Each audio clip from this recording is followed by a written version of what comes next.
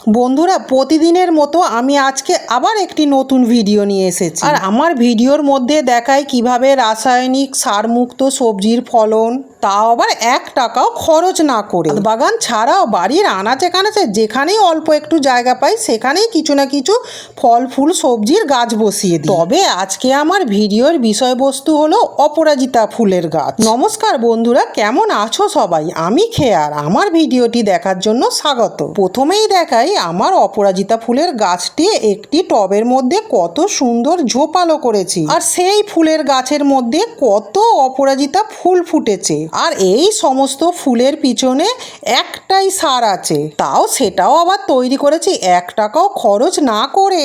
তোমাদের তো বলেইছি আমার সার কেনা সম্ভব হয় না, আর সারের এখন অনেক দাম। আর আমার ছাদ বাগানে বা বাড়ির চারিপাশে যা গাছ আছে অত টাকা সার কেনা আমার পক্ষে সম্ভব নয়। আর তোমরা তো জানো বন্ধুরা, টবে গাছ বসালে একটু বেশি সার দিতে হয় আর একটু পরিচর্যা বেশি করতে হয়, কারণ টবে তো কম মাটি আর শিকড়টা বেশি দূর ছড়াতে পারে না, তাই ওই জন্য একটু বেশি সার দিতে হয়। তার জন্যই তো টবে ফুল গাছের জন্য আমি যে সারটা তৈরি করেছি 1 টাকাও খরচ না করে, লিকুইড তরল সার। আর সেই সারের বিনিময়ে আমার গাছটিও যেমন ঝোপালো হয়েছে, তার তেমন গাছে ফুলে ভর্তি হয়ে গেছে। আর কিভাবে আমি পরিচর্যা করছি সেটা দেখতে গেলে আমার পুরো ভিডিওটি ফলো করতে হবে। একটুকু স্কিপ করে চলে গেলে তাহলে অনেক কিছু মিস করে যাবে। আর তারই সাথে সাথে আমার ভিডিওটি যদি ভালো লাগে একটা সাবস্ক্রাইব করে দিও প্লিজ। এবারে দেখো আমার টবের গাছটি কত সুন্দর হয়েছে।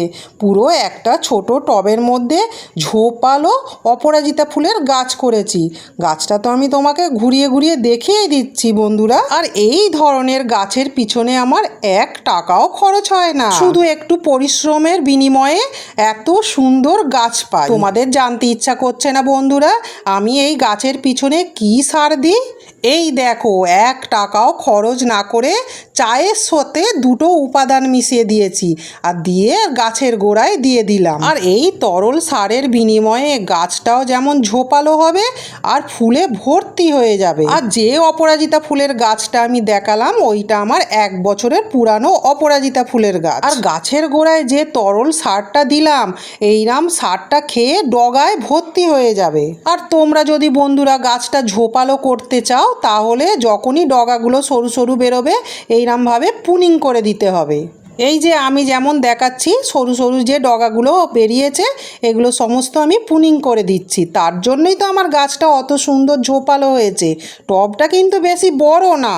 আর এই সমস্ত ডগাগুলো যদি পুনিং করা হয় তার পাশ থেকে আবার শাখা বেরোবে, আর সেই শাখা থেকে খুব সুন্দর ফুলের কুঁড়িও হবে। আর তোমাদের তো বলেইছি বন্ধুরা, টবে যেহেতু গাছ একটু নিয়মিত খাবারটা বেশিই দিতে হয়। আর যে তরল সারটা আমি গাছের গোড়ায় দিলাম কিভাবে তৈরি করেছি সেটাও আমি পুরোটাই দেখিয়ে দেব। আর তার জন্যই তো আমার পুরো ভিডিওটি ফলো করতে হবে। আমি ছাদ বাগানের সাথে সাথে বাড়ির চারিপাশে আনাচে কানাচে যেখানেও অল্প জায়গা পাই কিছু না কিছু গাছ বসিয়ে দিই। ফল ফুল সবজি আমি সব ধরনেরই চাষ করি। আর বন্ধুরা বেশি কথা না বলে আমি কিভাবে সারটা তৈরি করছি সেটাই দেখাবো। গাছটা আগে দেখিয়ে দেওয়ার কারণ হলো আমার সারের বিনিময়ে গাছটা কত সুন্দর হয়েছে। দেখো বন্ধুরা, তরল সারটি তৈরি করতে গেলে আমি 1 মুঠো পেঁয়াজের খোসা নিয়েছি, আর পেঁয়াজের খোসাটা অবশ্যই লাগবে। আর তারই সাথে সাথে নিয়েছি আমি 1 চামচ পিওর চায়ের গুঁড়ো।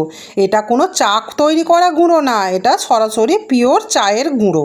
আর আমি প্রতিটা গাছের জন্য তরল সার তৈরি করতে গেলে আমি চায়ের গুঁড়োটা অবশ্যই নিই, পিওর চায়ের গুঁড়োটাই বেশি নিই।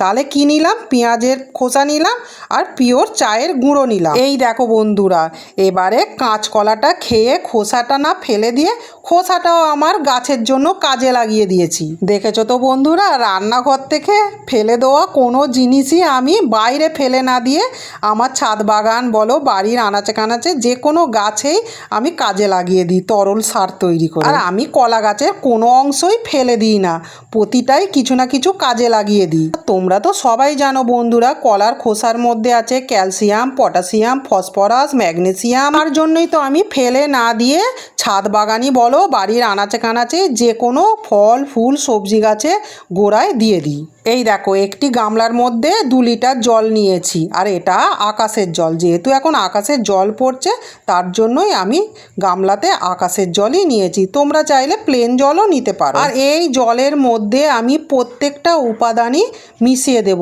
পেঁয়াজের খোসা, কলার খোসা আর চায়ের গুঁড়ো। আর এইভাবেই তো আমি তরল সার তৈরি করে ছাদ বাগান করি, তার জন্যই তো আমি কোনো সার কিনি না।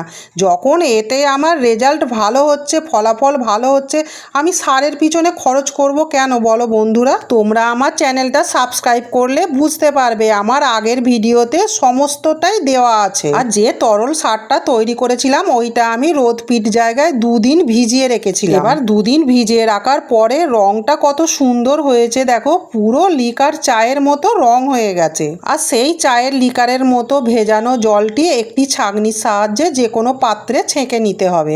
আর ছেঁকে নেওয়ার পরে জলটার রং দেখো বন্ধুরা। তাহলে তোমরাই বলো বন্ধুরা, আমার তৈরি তরল সারটা গাছে দেওয়ার উপযুক্ত হয়েছে তো? আর যে তরল সারটি করেছিলাম ওটা তো 2 লিটার জলের মধ্যে করেছিলাম, তার সঙ্গে আরও 2 লিটার জল মিশিয়ে নেবো, মানে হাফ হাফ করে ওটা তরল সারটা পাতলা করেই গাছের গোড়ায় দেব। ওই তরল সারটা দেওয়ার আগে গাছের গোড়ার মাটিটা যেন শুকনো অবস্থায় থাকে, আর গাছের গোড়ার মাটিটা ভালোভাবে খুঁচিয়ে নিতে হবে। না খুঁচিয়ে নিলে তরল সারটা দেওয়ার পর ফাটলের পাশ দিয়ে বেরিয়ে যাবে, যেহেতু শুকনো অবস্থায় মাটিটা আছে। তো তরল সারটা মাসে 3 থেকে 4 বারও ব্যবহার করা যায়। এই দেখো বন্ধুরা, আমি গোড়ার মাটিটা ভালো করে খুঁচিয়ে নিচ্ছি। খুঁচিয়ে নিয়ে গোড়ার মাটিটা ভালো করে পরিষ্কার করে নিচ্ছি। নেওয়ার পর আমি এই তরল সারটা গোড়ার মাটিতে দিয়ে দিচ্ছি, আর প্রতিটা গাছে আমি এইভাবেই দিই। আর তোমরা বন্ধুরা কিভাবে গাছের পরিচর্যা করো একটু কমেন্টে বলবে। আমার সব বন্ধুদের থেকেই অনেক কিছু জানার ইচ্ছা হয়। দেখেছো তো বন্ধুরা, আমার তৈরি তরল সারের বিনিময়ে টবের গাছে কত সুন্দর অপরাজিতা ফুল ফুটেছে। দেখো প্রত্যেকটা টবের গাছেতেই আমি এইভাবেই ব্যবহার করি, মানে আরও অন্যরকমভাবেও সার ব্যবহার করি, তবে এই তরল সারটা আমি দেখালাম। আমার ছাদেই বলো, বাড়ির আনাচে কানাচেই বলো, যে কোনো ফল ফুল সবজি গাছে আমি 1 টাকাও খরচ না করে কিভাবে সার তৈরি করে গাছের গোড়ায় দিতে হয় সবটাই আমার ভিডিওর মধ্যে দেওয়া আছে। আগের ভিডিওগুলো ফলো করবে বন্ধুরা, পুরোটাই দেখতে পাবে। আর আমার ছাদ বাগানে অপরাজিতা ফুলের গাছ 4টি আছে। আর যে অপরাজিতা ফুলের গাছগুলো দেখাচ্ছি, এই অপরাজিতার ফুলের গাছগুলো অনেক পুরানো অপরাজিতা ফুলের গাছ। আর তো তোমাদের আমি বলেই দিয়েছি, গাছকে ঝোপালো করতে গেলে পুনিং করতে হবে। যখনই এরম সুতোর মতো ডগা বেরোবে তখনই কেটে পুনিং করে দিতে হবে। যেহেতু আমার ছাদ বাগানটা তো অনেক ছোট, আমি ওই জন্য ছোট করেই রাখতে চাই। আর গাছটা তো আমি তোমাদের পুরোটাই দেখাচ্ছি, গোড়া থেকে একদম ডগা অবধি। তাহলে বন্ধুরা আমার ভিডিওটি কেমন লাগলো? ভালো লাগলে একটা লাইক, কমেন্ট, সাবস্ক্রাইব করে দিও প্লিজ। ভালো লাগলেও কমেন্টে বলবে, খারাপ লাগলেও কমেন্টে বলবে, আমি তাহলে আরেকটু ভালো করার চেষ্টা করব। আজকের মতো ভিডিওটি আমি এখানেই শেষ করলাম, দেখা হবে পরের ভিডিওতে। টাটা।